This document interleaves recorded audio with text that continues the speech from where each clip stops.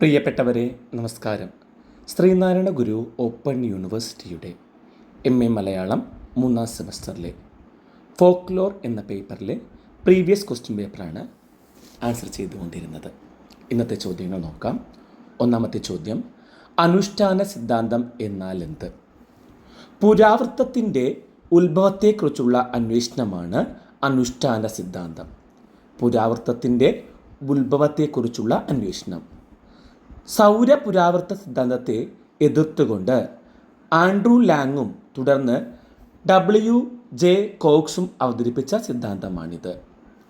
ഉർവരത അനുഷ്ഠാനങ്ങളാണ് ആദ്യകാലത്ത് ഉണ്ടായിരുന്നത്. പ്രാചീനമായ അനുഷ്ഠാന ക്രിയകളിൽ നിന്നാണ് സംസ്കാരവും കലകളും ഉത്ഭവിക്കുന്നതെന്നാണ് പുരാവൃത്ത സിദ്ധാന്തികർ വിശ്വസിക്കുന്നത്. പ്രാചീനമായ അനുഷ്ഠാന ക്രിയകളിൽ നിന്നാണ് സംസ്കാരവും കലകളും ഉത്ഭവിക്കുന്നതെന്ന് പുരാവൃത്ത സിദ്ധാന്തം പറയുന്നു. അനുഷ്ഠാനത്തിൻ്റെ ശേഷിപ്പുകളും ആദ്യകാലങ്ങളിലുണ്ടായിരുന്ന അവയുടെ ആചരിക്കലും കൂടിച്ചേർന്നതാണ് ഫോക്ലോർ എന്നതാണ് ഈ സിദ്ധാന്തം മുന്നോട്ട് വയ്ക്കുന്ന ആശയം. സംസ്കാര രൂപീകരണവും കലയും അനുഷ്ഠാന ക്രിയകളിൽ പ്രത്യേകിച്ച് ബലിയിൽ നിന്നാണ് പിറവിയെടുക്കുന്നത്. സംസ്കാര രൂപീകരണവും കലയും അനുഷ്ഠാന ക്രിയകളിൽ പ്രത്യേകിച്ച് ബലിയിൽ നിന്ന് പിറവിയെടുക്കുന്നു. അനുഷ്ഠാനം പിന്നീട് വാമൊഴി പുരാവൃത്തമായി മാറുകയും തുടർന്ന് പ്രകടന രൂപമെടുത്ത് മൗലികമായി മാറുകയും ചെയ്യുന്നു. നാടോടി നാടകങ്ങൾ നാടോടി അനുഷ്ഠാനങ്ങളിൽ നിന്ന് ഉരുത്തിരിഞ്ഞവയാണ്.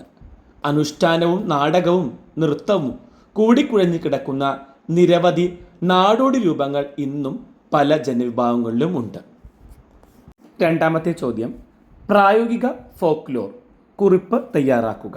സ്വാഭാവികമായി ജനസമൂഹത്തിൽ സംഭവിക്കുന്നതാണ് ഫോക്ലോർ.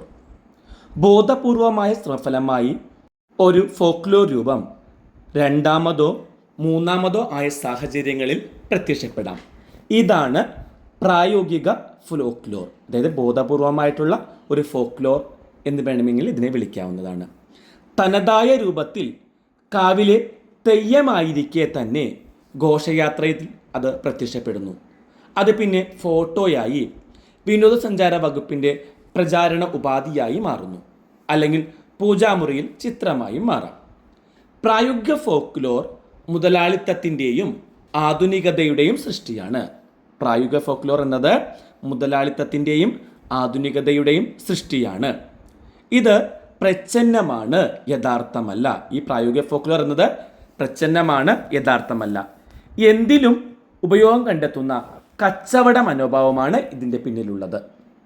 ഫോക്ലോറിൻ്റെ ഉള്ളിലെ ശക്തമായ ആശയവിനിമയ ശേഷിയെ ഉപയോഗപ്പെടുത്തി പല മേഖലകളിലും പ്രചരണോപാധിയാക്കി മാറ്റുന്നുണ്ട്. ജനമനസ്സുകളിൽ വേരുറച്ചുപോയ നാടൻ കലകളോ നാടോടി പാട്ടുകളോ ചടങ്ങുകളോ വിശ്വാസങ്ങളോ അതിൻ്റെ തനതായ സാഹചര്യത്തിൽ നിന്ന് മാറ്റി പ്രചരണത്തിനോ മറ്റു ആവശ്യങ്ങൾക്കായോ ഉപയോഗിക്കുമ്പോൾ അത് പ്രായോഗിക ഫോക്ലോറായി മാറുന്നു. ഇങ്ങനെ ഫോക്ലോർ രൂപത്തെ ഉപയോഗിക്കുമ്പോൾ അതിൻ്റെ ജീവിത ചൈതന്യത്തിന് ഭംഗമുണ്ടാകുന്നുണ്ട്. ഇതിലൂടെ ഫോക്ലോറിൻ്റെ സ്വാഭാവികത നഷ്ടപ്പെടുന്നു. അതുകൊണ്ട് തന്നെ വർത്തമാനകാലത്ത് ഫോക്ലോർ പഠനത്തിൽ പ്രായോഗിക ഫോക്ലോറിൻ്റെ പഠനം വളരെ അനിവാര്യമായിട്ടുള്ള ഒന്നാണ്. ഐതിഹ്യങ്ങളുടെയും വടക്കൻ തെക്കൻ പാട്ടുകളുടെയും പുരാവൃത്തങ്ങളുടെയും മറ്റും പ്രമേയം സ്വീകരിച്ച് നിരവധി സിനിമകൾ മലയാളത്തിലുണ്ടായിട്ടുണ്ട്. മഹാബലി, തുമ്പോലാർച്ച, ആരോമലുണ്ണി, വടക്കൻ വീരഗാഥ, കായംകുളം കൊച്ചുണ്ണി എന്നിവയെല്ലാം ഉദാഹരണങ്ങളാണ്. ജനഹൃദയങ്ങളിൽ പതിഞ്ഞ കഥകളാണിവിടെ സിനിമയായി മാറുന്നത്. ഏതെങ്കിലും ഒരു ഉൽപ്പന്നം വിട്ടു തീർക്കാനായി നാടൻ പാട്ടിൻ്റെ സാധ്യതകൾ ഉപയോഗപ്പെടുത്തുന്നതും നെറ്റിപ്പട്ടം കെട്ടിയ ആനയും നിറപറയും വിനോദസഞ്ചാര വകുപ്പിൻ്റെ പ്രചരണോപാധിയായി മാറുന്നതും പ്രായോഗിക ഫോക്ലോർ തന്നെയാണ്. പ്രായോഗിക ഫോക്ലോർ പാരമ്പര്യത്തിൽ അധിഷ്ഠിതമല്ല. കൂട്ടായ്മയുടെ ആവശ്യത്തിനനുസരിച്ചാണ് ഇത് സൃഷ്ടിക്കപ്പെടുന്നത്. കൂട്ടായ്മയുടെ സൃഷ്ടിയല്ലാത്ത ഇതിന് പാരമ്പര്യത്തിൽ വേരുകളില്ല. മൂന്നാമത്തെ ചോദ്യം, മുടിയേറ്റിലെ വേഷവിധാനങ്ങൾ എന്തെല്ലാം? മുടിയേറ്റ് ഒരേ സമയം അനുഷ്ഠാനവും നാടോടി നാടകവുമാണ്. മുടിയേറ്റൊരു അനുഷ്ഠാന കലാരൂപമാണ്, അതോടൊപ്പം തന്നെ ഒരു നാടോടി നാടകവുമാണ്. ഭദ്രകാളി പ്രീണനത്തിനായുള്ള ഒരു അനുഷ്ഠാന കലയാണിത്. മുടിയെടുപ്പ് എന്നൊരു പേരും കൂടി ഇതിനുണ്ട്. കൊച്ചി, തിരുവിതാംകൂർ പ്രദേശങ്ങളിലും മധ്യ കേരളത്തിൽ കുറച്ചു ഭാഗങ്ങളിലും ഈ കലാരൂപം അവതരിപ്പിക്കാറുണ്ട്. തിരുമുടി തലയിലണിഞ്ഞാണ് കാളിയായി ആടുന്നത്. തിരുമുടി തലയിലണിഞ്ഞ് കാളിയായി ആടുന്നു. മരം കൊണ്ടോ ലോഹം കൊണ്ടോ നിർമ്മിച്ച ഭീകരതയാർന്ന മുഖവും ജടാഭാരവുമാണ് മുടിയെന്നത്. ഇതിനായി ഉപയോഗിക്കുന്ന വാദ്യങ്ങൾ വീക്കുചെണ്ട, ഉരുട്ടുചെണ്ട, ഇലത്താളം, ചേങ്ങില എന്നിവയാണ്. കഥാപാത്രങ്ങളുടെ സംഭാഷണ രൂപത്തിലുള്ളവയാണ് മുടിയേറ്റിലെ പാട്ടുകൾ. അലങ്കരിക്കപ്പെട്ട പന്തലിൽ പഞ്ചവർണ്ണപ്പൊടികൾ കൊണ്ട് ഭദ്രകാളിയുടെ കളം വരയ്ക്കും. വേതാളത്തിൻ്റെ പുറത്തു കയറി ധാരിക ശിരസ്സറുത്ത് മുടി തൂക്കിപ്പിടിച്ച് കാളിയുടെ രൂപമാണ് കളം. കളം പൂജയും കളം പാട്ടും കന്യകമാരുടെ താലപ്പൊലിയും കഴിഞ്ഞാൽ തിരുഉഴിച്ചിൽ അല്ലെങ്കിൽ പന്തമുഴിച്ചിലാണ്. ബാധോപദ്രവങ്ങൾ തുടങ്ങിയവ മാറ്റാനാണ് തിരി ഉഴിയുന്നത്. അതിനുശേഷം കളം മായ്ച്ച് മുടിയേറ്റ് ആരംഭിക്കും. മുഖത്ത് തേപ്പും ഉടുത്തുകെട്ടും കിരീടവും ചേർന്നതാണ് മുടിയേറ്റിലെ വേഷങ്ങൾ. മുഖത്ത് തേപ്പും ഉടുത്തുകെട്ടും കിരീടവും ചേർന്നതാണ് മുടിയേറ്റിലെ വേഷങ്ങൾ. കത്തിച്ചു വെച്ച നിലവിളക്കിൻ്റെ മുന്നിലാണ് അഭിനയം. ഭദ്രകാളി, ദാരികൻ, ശിവൻ, നാരദൻ, കോയിമ്പടാർ, ദേവേന്ദ്രൻ, കൂളി എന്നിവരാണ് മുടിയേറ്റിലെ കഥാപാത്രങ്ങൾ. കാളിയുടെ മുഖത്ത് അരിമാവും ചുണ്ണാമ്പും ചേർത്ത് ചുട്ടികുത്തുന്നത് വസൂരിക്കലയുടെ സങ്കല്പത്താലാണ്. കാളിയുടെ മുഖത്ത് അരിമാവും ചുണ്ണാമ്പും ചേർന്ന് ചുട്ടികുത്തും. ഇത് വസൂരിക്കലയുടെ സങ്കല്പത്താലാണ്. കാളിയുടെ തലയിൽ വയ്ക്കുന്ന കിരീടം വലിയ മുടി എന്നാണ് അറിയപ്പെടുന്നത്. ഈ ഭാരിച്ച മുടി ധരിക്കുന്നത് കൊണ്ടാകാം മുടിയേറ്റ് എന്ന പേര് ഉണ്ടായത്. നാലാമത്തെ ചോദ്യം, ഫോക്ലോറിസം എന്നാൽ എന്ത്? ഫോക്ലോർ ഘടകങ്ങളെ അതിൻ്റെ യഥാർത്ഥ സാഹചര്യത്തിൽ നിന്ന് മാറ്റി പുതിയ സാഹചര്യത്തിൽ അവതരിപ്പിക്കുന്നതാണ് ഫോക്ലോറിസം. ഫോക്ലോർ ഘടകങ്ങളെ അതിൻ്റെ യഥാർത്ഥ സാഹചര്യങ്ങളിൽ നിന്ന് മാറ്റി പുതിയ സാഹചര്യത്തിൽ അവതരിപ്പിക്കുന്നത്. ഒരു സമൂഹത്തിൽ സ്വാഭാവികമായി നിലനിന്നിരുന്ന നാടൻ കലകൾ, ആചാരങ്ങൾ, പാട്ടുകൾ, അനുഷ്ഠാനങ്ങൾ, വേഷങ്ങൾ എന്നിവയെല്ലാം വേദികളിൽ, ആഘോഷങ്ങളിൽ, ടൂറിസ്റ്റ് പരിപാടികളിൽ, സിനിമകളിൽ എല്ലാം പുതുക്കി അവതരിപ്പിക്കുന്നതാണ് ഫോക്ലോറിസം എന്നത്. ഫോക്ലോറിൻ്റെ പാരമ്പര്യ സംബന്ധിയായ സവിശേഷതകൾ ഉപേക്ഷിച്ചുകൊണ്ട് അതിൻ്റെ വിനിമയത്തെ കാണാൻ തുടങ്ങുന്നത് ഫോക്ലോറിസമാണ്. കൂട്ടായ്മയുടെ സൃഷ്ടിയായ ഫോക്ലോറിനെ അനുകരിച്ചുകൊണ്ട് വ്യക്തികൾ സൃഷ്ടിക്കുന്നതാണിത്. കൂട്ടായ്മയുടെ സൃഷ്ടിയായ ഫോക്ലോറിനെ അനുകരിച്ചുകൊണ്ട് വ്യക്തികൾ സൃഷ്ടിക്കുന്നത്. ഉള്ളടക്കത്തേക്കാൾ രൂപത്തിനാണിവിടെ പ്രാധാന്യം. ഫോക്ലോറിസത്തെ സംബന്ധിച്ച ചർച്ചയ്ക്ക് തുടക്കം കുറിച്ചത് റിച്ചാർഡ് എം ഡോർസൽ ഫോക്ലോർ എന്ന പദം അവതരിപ്പിച്ചതോടുകൂടിയാണ്. ഫോക്ലോറിൻ്റെ വിനിമയത്തെ ആസ്പദമാക്കിയുള്ള നിർവചനങ്ങളിലൂടെ ഫോക്ലോറിസം ഗൗരവതരമായ ചർച്ചയ്ക്ക് വിഷയമായി.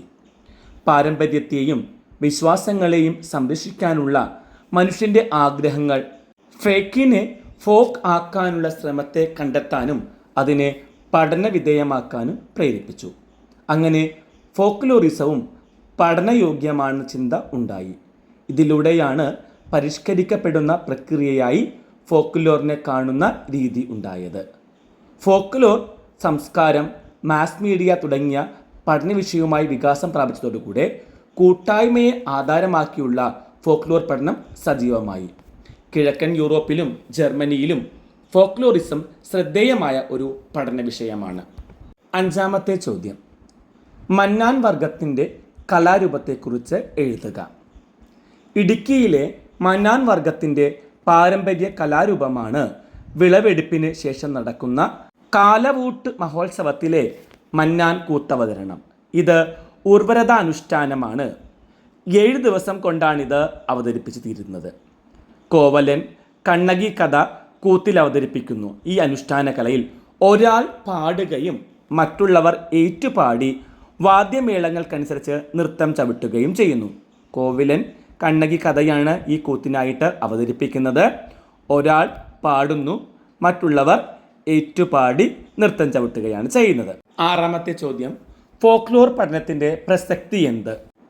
തനത് സംസ്കാരമുള്ള ഏതൊരു സമൂഹവും തലമുറകളിലൂടെ തങ്ങളുടെ സാംസ്കാരിക മൂല്യങ്ങളും വിശ്വാസ ആചാരങ്ങളും കൈമാറ്റം ചെയ്യപ്പെടുന്നുണ്ട്.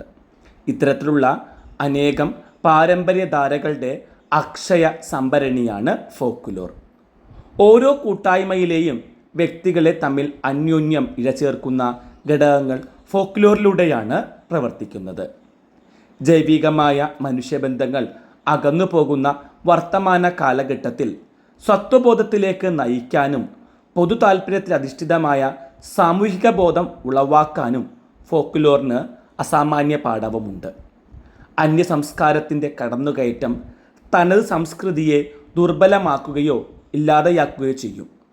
ഭക്ഷ്യോപയോഗങ്ങളിലും വസ്ത്രാഭരണ രീതികളിലുമൊക്കെ ബാഹ്യ സംസ്കാരത്തിൻ്റെ അതിപ്രസരം ഉണ്ടാകുമ്പോൾ നമ്മുടെ തനിമ എന്താണെന്നുള്ള അന്വേഷണത്തിന് കരുത്തു പകരാൻ ഫോക്ലോർ പഠനത്തിന് ആകുന്നുണ്ട്. ജനസംസ്കാര പഠനത്തിലൂടെ സ്വന്തം സംസ്കാരത്തിൻ്റെയും വിജ്ഞാനത്തിൻ്റെയും തനിമയെക്കുറിച്ച് ബോധവാന്മാരാകുകയും അതിൽ അഭിമാനിക്കുകയും ചെയ്യാൻ പ്രാപ്തരാക്കുകയാണ് സമൂഹം. കൂടാതെ സാമൂഹിക ഐക്യത്തിൻ്റെ ഇഴയടുപ്പം ഇതിലൂടെ വർദ്ധിക്കുകയും ചെയ്യും.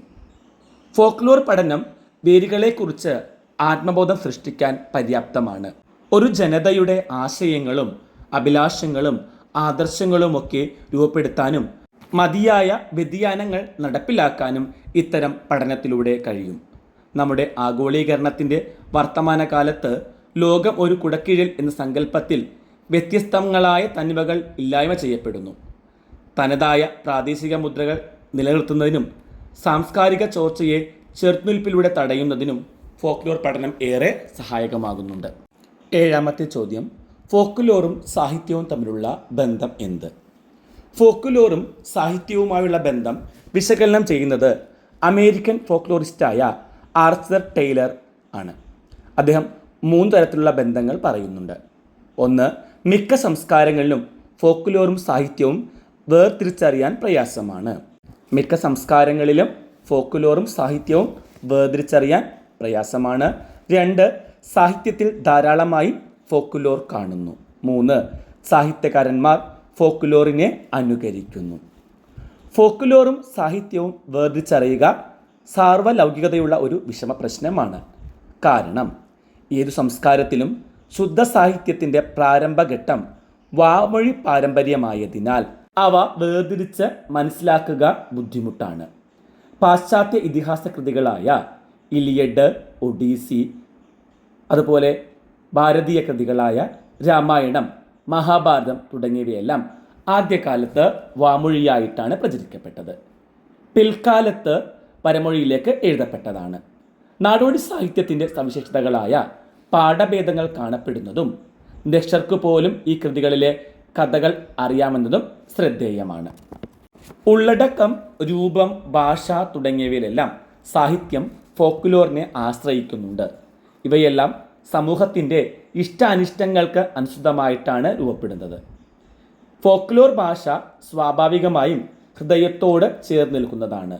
തന്മൂലം മനുഷ്യ മനസ്സിനെ എളുപ്പത്തിൽ സ്വാധീനിക്കാൻ അതിനാകുന്നുണ്ട്.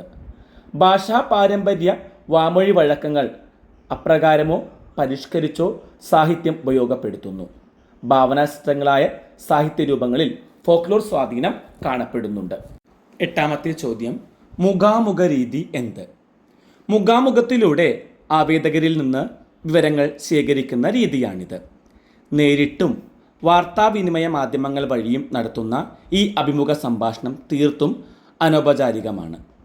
ചോദ്യകർത്താവിന് വിഷയവുമായി ഗാഢബന്ധമുണ്ടെങ്കിൽ വിവരങ്ങൾ ഫലവത്തായി ലഭ്യമാക്കുവാൻ ഈ രീതി സഹായിക്കും. പരമാവധി 2 മണിക്കൂർ വരെയുള്ള അഭിമുഖ സംഭാഷണം ഫോണിലൂടെയും നടത്താവുന്നതാണ്. ചോദ്യാവലി മുൻകൂട്ടി നിശ്ചയിച്ച് ആസൂത്രണം ചെയ്യുന്നതിനൊപ്പം റെക്കോർഡ് ചെയ്തോ എഴുതിയോ വിവരങ്ങൾ രേഖപ്പെടുത്താം. മുൻകൂട്ടി ആസൂത്രണം ചെയ്യാതെ നടത്തുന്ന അഭിമുഖ സംഭാഷണത്തിൽ ആവേദകരുടെ പ്രതികരണങ്ങളെ ആസ്പദമാക്കി ചോദ്യങ്ങൾ ചോദിക്കാം. കൂടുതൽ വിവരങ്ങൾ ആവേദകരിൽ നിന്ന് ലഭിക്കുന്ന വിധമാകണം ചോദ്യകർത്താവിൻ്റെ സമീപനം. ഉത്തരം നൽകുന്ന വ്യക്തി വിഷയസംബന്ധിയായി കാടുകയറാതെ കൃത്യമായ വിവരങ്ങൾ നൽകുന്ന വിധത്തിലായിരിക്കണം ചോദ്യകർത്താവിൻ്റെ സമീപനം. നേരിട്ടുള്ള നിരീക്ഷണം. ഈ രീതിയിൽ വസ്തുതകളെ അവയുടെ സ്വാഭാവിക പരിതസ്ഥിതിയിൽ നിരീക്ഷിക്കുകയാണ് ചെയ്യുന്നത്. നേരിട്ടുള്ള നിരീക്ഷണത്തിൻ്റെ പ്രയോജനം അത് ആളുകൾ, സാഹചര്യങ്ങൾ, ഇടപെടലുകൾ, ചുറ്റുപാടുകൾ എന്നിവയെക്കുറിച്ചുള്ള സന്ദർഭനിഷ്ഠമായ ദത്തങ്ങൾ നൽകാവുന്നതാണ്. അഭിമുഖ രീതി, ഇൻ്റർവ്യൂ മെത്തേഡ്. മുഖാമുഖത്തിലൂടെ ജനപദ മണ്ഡലത്തിൽ നിന്ന് ദത്തശേഖരണം നടത്തുന്ന രീതിയാണിത്. നേരിട്ടും വാർത്താവിനിമയ മാധ്യമങ്ങൾ വഴിയുമൊക്കെ അഭിമുഖം നടത്താം. അഭിമുഖങ്ങൾ അനൗപചാരികവും സംഭാഷണപരവുമാകുന്നതാണ് ഉത്തമം. അത് തുറന്നതും ജനാധിപത്യപരവും ആയിരിക്കണം. ഗവേഷകർക്ക് സമൃദ്ധമായി ഉപയോഗിക്കാൻ കഴിയുന്ന ദത്തങ്ങളുടെ ഒരു വലിയ സമ്പത്ത് നൽകുന്നതാണ് ഇത്തരം അഭിമുഖങ്ങൾ. എട്ടാമത്തെ ചോദ്യം, ഫോക്ലോർ പഠനത്തിൽ ഫീൽഡ് വർക്കിൻ്റെ പ്രാധാന്യം എന്താണെന്ന് ചർച്ച ചെയ്യുക. ഫോക്ലോർ ഫീൽഡ് വർക്ക് അല്ലെങ്കിൽ ബാഹ്യമണ്ഡല പ്രവർത്തനം. ഫോക്ലോറിൻ്റെ ഫീൽഡ് വർക്ക് ജനതയുടെ നാട്ടുപാരമ്പര്യങ്ങളെക്കുറിച്ചും സാംസ്കാരിക പൈതൃകങ്ങളെക്കുറിച്ചും പഠിക്കാൻ അവരുടെ ഇടയിൽ ചെന്ന് നടത്തുന്ന അന്വേഷണമാണ്. സ്വാഭാവിക പരിതസ്ഥിതിയിൽ ജീവിക്കുന്ന ആളുകളെയോ ജനപദങ്ങളെയോ നിരീക്ഷിക്കാനും അവരുമായി സംവദിക്കാനും അവരുടെ സംസ്കാരം മനസ്സിലാക്കാനും ലക്ഷ്യമിട്ടിട്ടുള്ള വിവരശേഖരണത്തിൻ്റെ ഗുണപരമായ ഒരു രീതിയാണിത്.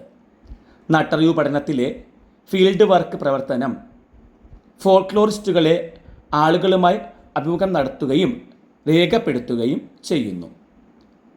ഫോക്കിൻ്റെ പല പ്രവർത്തനങ്ങളും ഫീൽഡ് വർക്കിലൂടെ കണ്ടെത്താനും പഠിക്കാനും വിലയിരുത്താനും കഴിയും. ഫോക്ലോറിസ്റ്റുകൾ ജനതയെ പഠിക്കുന്നതിനായി അവരുമായി വ്യക്തിപരമായ ബന്ധങ്ങൾ വളർത്തിയെടുക്കുന്നുണ്ട്.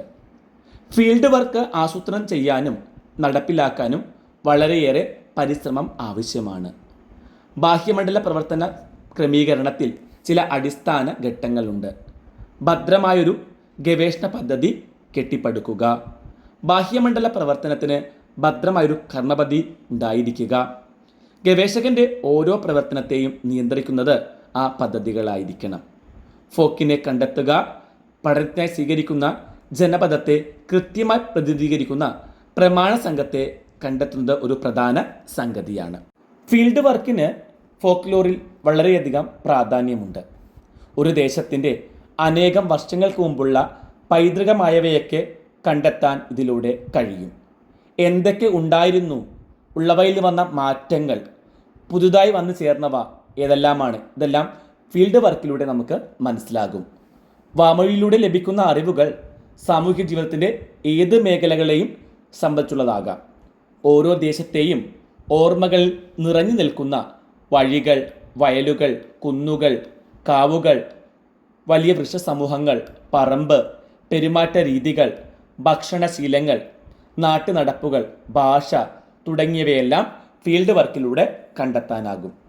നാടോടി ജീവിത സംബന്ധിയായ വസ്തുതകളെ ഏറെക്കുറെ പിന്തുടരുന്ന പ്രദേശങ്ങളെ കണ്ടെത്തുകയാണ് ഇതിൻ്റെ ആദ്യപടി. തുടർന്ന് ആവേദകരെ കണ്ടെത്തി ആ പ്രദേശത്തെ ജനതയെ നല്ലവണ്ണം നിരീക്ഷിച്ച് അവരിൽ നിന്ന് ലഭ്യമാകുന്ന വസ്തുതകളെ രേഖപ്പെടുത്തുന്ന പ്രവൃത്തിയാണിത്. ഒരു പ്രദേശത്തെ വൈവിധ്യമാർന്ന ആഘോഷങ്ങൾ, ആചാരാനുഷ്ഠാനങ്ങൾ, വ്യത്യസ്തമായിട്ടുള്ള പാചക രീതികൾ, ഭക്ഷണക്രമങ്ങൾ, സംസാര ഭാഷയിൽ ഉപയോഗിച്ചിരുന്ന പദങ്ങൾ തുടങ്ങിയവയൊക്കെ അപഗ്രഥിക്കാനും മനസ്സിലാക്കാനും ഫീൽഡ് വർക്കിലൂടെ കഴിയും. ഒരു ദേശത്തിൻ്റെ സമസ്ത മേഖലകളുടെയും പ്രത്യേകതകൾ ആധികാരികമായി വെളിപ്പെടുത്താൻ കഴിയുന്നവരെ വേണം ആവേദകനായി സ്വീകരിക്കാൻ.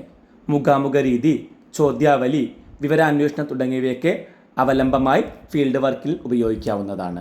9ാമത്തെ ചോദ്യം, പടയണി, തെയ്യം, തിറ തുടങ്ങിയ രംഗകലകളെക്കുറിച്ച് വിലയിരുത്തുക. പടയണി.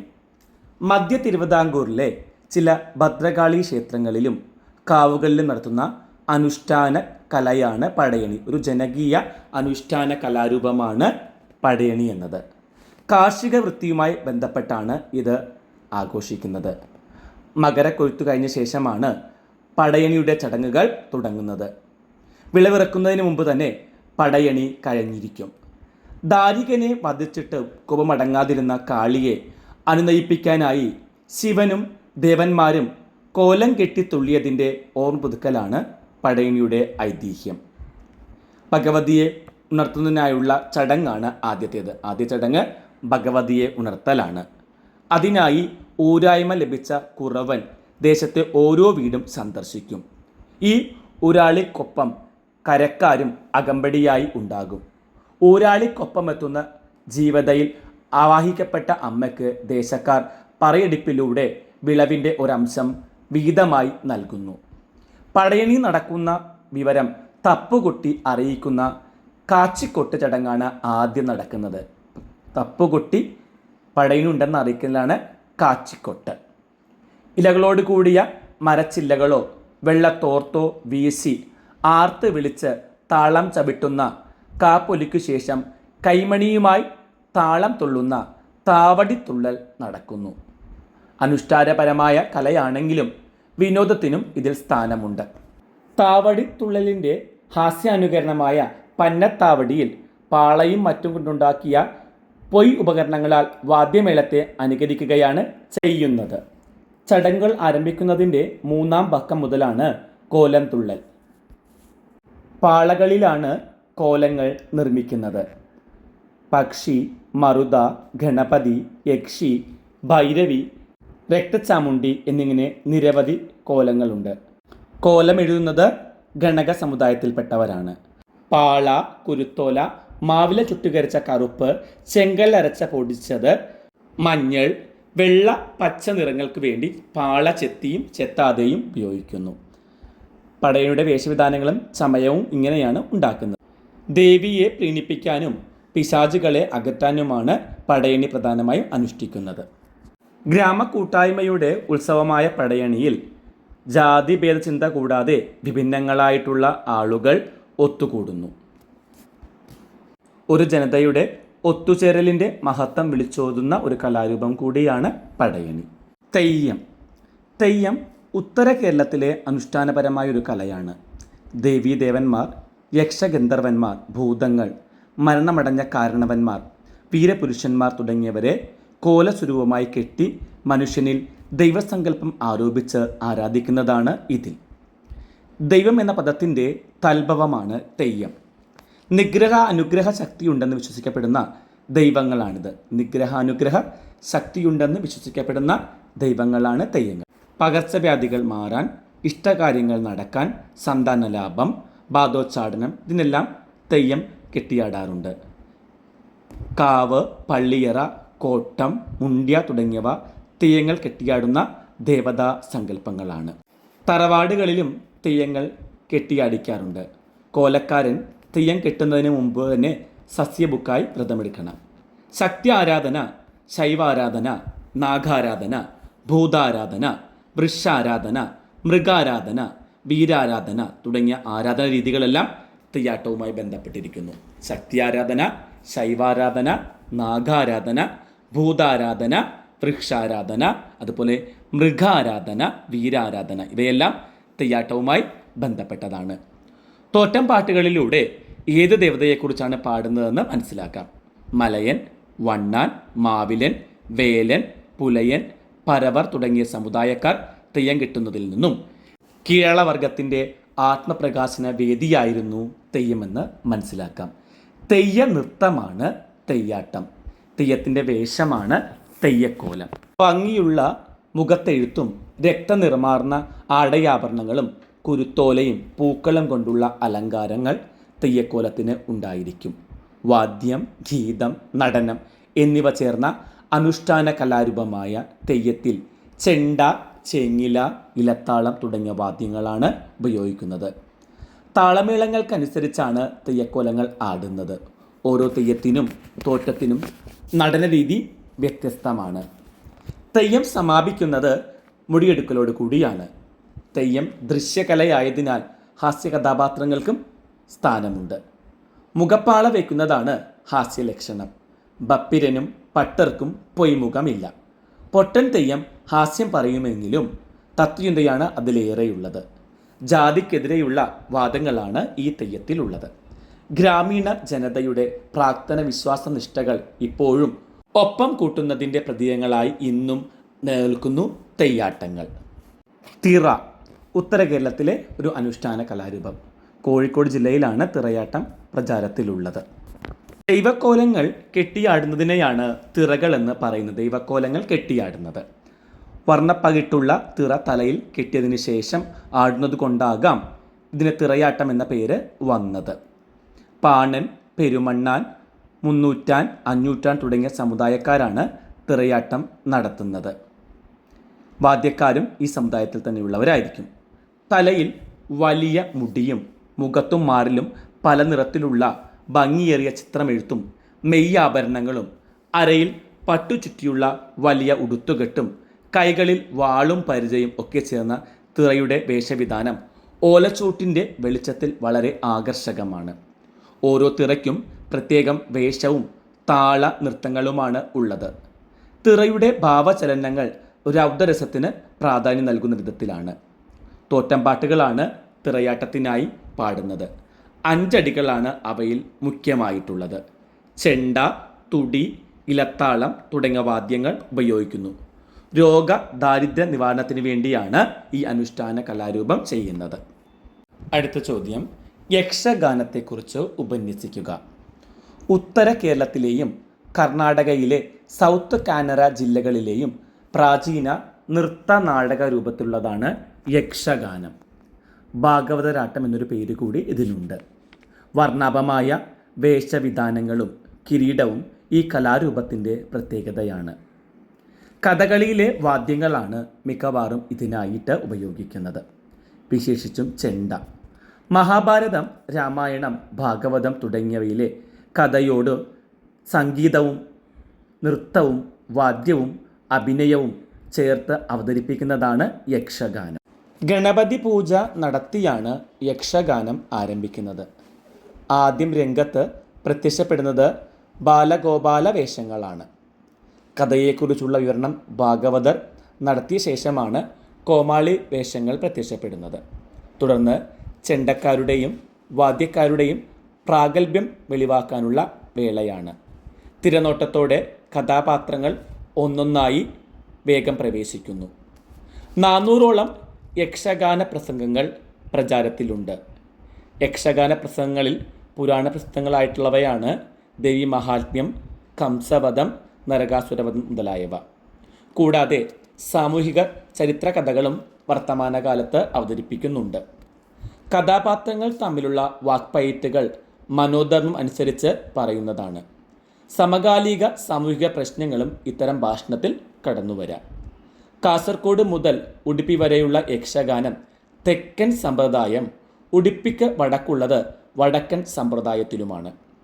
തെക്കൻ സമ്പ്രദായം നാടകത്തിന് പ്രാധാന്യം നൽകുമ്പോൾ വടക്കൻ സമ്പ്രദായം നാട്യത്തിനാണ് പ്രാമുഖ്യം കൊടുക്കുന്നത്. തെയ്യം, കഥകളി എന്നിവയുടെ സ്വാധീനം വേഷങ്ങളിൽ കാണാം. സ്ത്രീവേഷം കെട്ടുന്നതും പുരുഷന്മാർ തന്നെയാണ്. ഗ്രാമീണ കലയായി മാത്രം കാണുന്ന യക്ഷഗാനത്തിന് ഇന്നത്തെ നിലയിലുള്ള സ്ഥാനം നൽകിയത് കാസർഗോഡ് കുമ്പളയിലെ പാർത്തി സുബ്ബ കവിയാണ്. കേരളത്തിൻ്റെ തിറ, തെയ്യം, രാമനാട്ടം, കൃഷ്ണനാട്ടം, കൂത്ത് തുടങ്ങിയവയിൽ നിന്നും പലതും സ്വീകരിച്ച് യക്ഷഗാനത്തെ അദ്ദേഹം പരിഷ്കരിച്ചു. ഒരു ജനകീയ കലയെ കുറെ കൂടി കലാമൂല്യമുള്ള ഒന്നാക്കി മാറ്റാൻ അദ്ദേഹത്തിന് സാധിച്ചു. ഡോക്ടർ ശിവറാം കാരന്താണ് ഇതിനെ കൂടുതൽ ജനകീയമാക്കിയത്. ഹോസ്ദുർഗ് താലൂക്കിൽ മലയാള യക്ഷഗാനങ്ങൾ അവതരിപ്പിക്കാറുണ്ട്. ക്ഷേത്ര പരിസരത്ത് മാത്രമല്ല, ഇന്ന് എല്ലായിടത്തും ഈ കലാരൂപം കാണുന്നുണ്ട്. ഇതോടെ നമുക്ക് ഇന്നത്തെ ക്ലാസ് അവസാനിപ്പിക്കാം. മറ്റൊരു ക്ലാസ്സുമായി കാണും വരെ എല്ലാവർക്കും നന്ദി, നമസ്കാരം. ക്ലാസ് ഇഷ്ടമായിട്ടുണ്ടെങ്കിൽ ലൈക്കും ഷെയറും കമൻറ്റും ഒക്കെ ചെയ്യുമല്ലോ.